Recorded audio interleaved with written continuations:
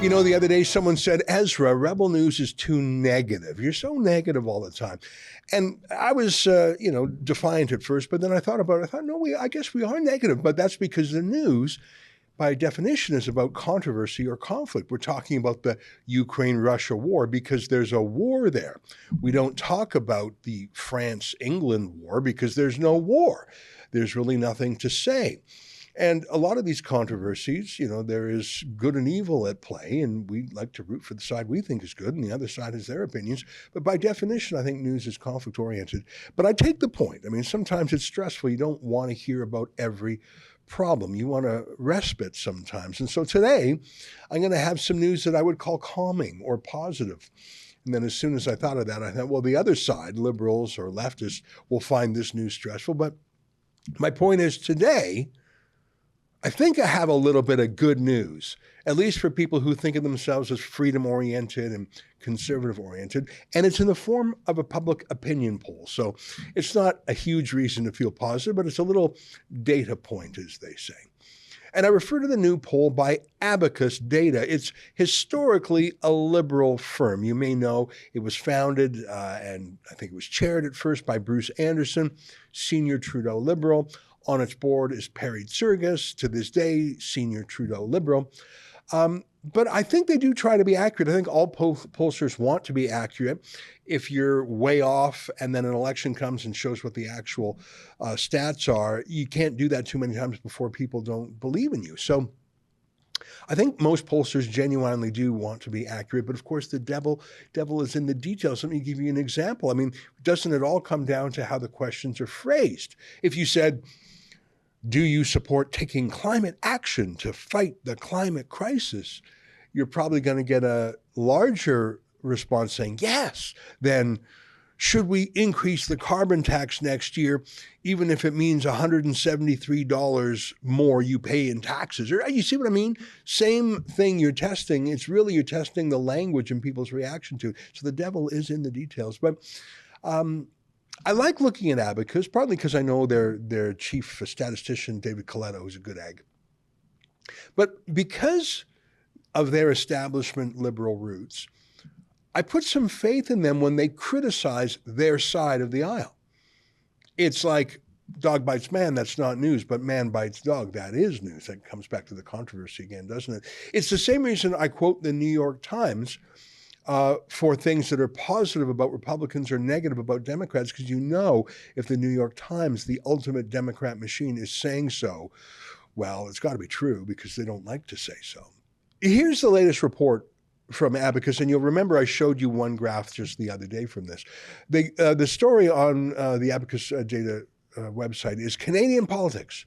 There's a broad desire for change, but discomfort with alternatives. Abacus Data poll. Let me read a little bit here. From June 6 to 11, Abacus Data conducted a national survey of 2,000 adults, and so it's a fair sample size. I showed you this one the other day. Overall, 81% of Canadians believe it is time for a change in government. 20% believe Justin Trudeau and the Liberals deserve to be reelected. But among the 81% who want change, 31% say there isn't a good alternative to the Liberals they're comfortable with. It's an interesting nuance, isn't it? But still, 81% wanting change. That's an astonishing number. And it pains a liberal firm to say so. Let me read a little bit more. Among those who want change and think there's a good alternative, 56% would vote Conservative. 25% NDP and 6% would vote Liberal. Yeah, I don't even know how you get change by voting Liberal. That's sort of odd. And I don't think we should be too surprised that 56% of people who want to throw out the Liberals would vote Conservative. If they wanted NDP, well, they got that now, don't they, with Jagmeet Singh, who literally will say yes to anything Trudeau demands to be part of the coalition. I don't even know what he gets in return other than he doesn't lose his seat in a new election. Here, I'll read some more. Among the 31% who want change but don't think there's a good alternative they're comfortable with, 33% would vote Liberal, 22% NDP, 19% Conservative, and 14% Bloc Québécois. Again, I think that's to be expected. I mean, if you don't like the Liberals but are going to stick with them anyways, you're probably not a Conservative booster. Let me read just a little more. Despite the desire for change, 46% of adults say they would consider voting Liberal, an accessible voter pool that hasn't changed much over the past 2.5 years. This means while there is a desire for change, many haven't completely closed the door to voting Liberal. And again, that rings true. I think there's a lot of people who don't like Trudeau deeply. They despise him. I think it's sort of like if you were never that into someone, you're not that into disliking them. But if you were a fan, if you were emotionally invested in Trudeau and then feel like he broke your heart, then maybe you hate him. So 46% of people are open to the possibility of voting Liberal. That means 54% would never, ever consider it. I think that rings true also. I think a lot of people have fallen out of love, and I'll talk about that in a little bit with British Columbia.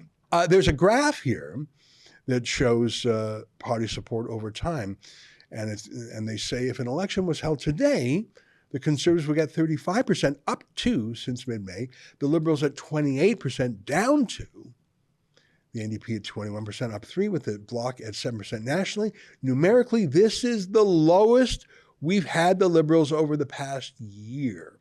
I think that's very interesting, and it's a wide enough margin to be beyond the margin of error. Look at BC there. I think that's very interesting. Liberals are at 22% in BC, deep in third place. And it makes me think, is that the Jody Wilson-Raybould effect? Because I think that's what broke BC's affection for Trudeau. When he had her as sort of his BC captain, and when he trusted her and associated with her, she looked good, sounded good, Indigenous woman, smart, very ethical. You could disagree with some of her policies, and I certainly did, but I think she was an outstanding representative of BC, and then he threw her out, not because she was bad, but because she was good, because she was the most honest person in cabinet who would not let some of Trudeau's cronies off the hook in a criminal trial. The way he threw her out and how it showed that all of his lovey-dovey talk about Indigenous people was just BS. I think that is a permanent wound to the Liberal Party in BC, and it certainly looks that way. That was an excerpt from the Ezra Levant Show. I'm Ezra Levant. Every weekday, I do a monologue about the topic of the day. Then I interview a fascinating guest, either in studio or via Skype. And then I read your mail, whether it's fan mail or hate mail, which is sometimes even more interesting. This is on our premium service, though, called Rebel News Plus.